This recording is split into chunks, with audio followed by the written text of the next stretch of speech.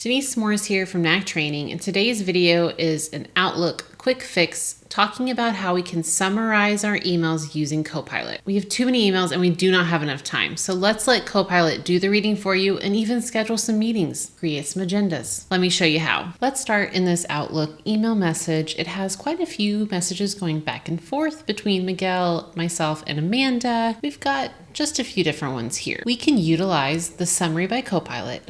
It's going to summarize all of these emails in the thread and summarize them into one nice summary, letting us know what has been discussed throughout all of these emails. As you can see, we now have a summary where we can ask Copilot, we can copy this, but I did mention that we can take this summary we have here and schedule with Copilot. So taking it up a notch, it's going to create a meeting called the SharePoint Migration Risks and Next Steps. Then it's going to take the agenda created from the summary where you can insert that into the meeting invitation. So we used Copilot to summarize 5 different emails, tell us what was discussed between all of them, create a meeting between the 3 people in the email thread, and create an agenda of things that need to be discussed with a summary of the conversation so far. So let's embrace Copilot, and the next time that your inbox is overwhelming, let it summarize it for you in seconds and save hours every week.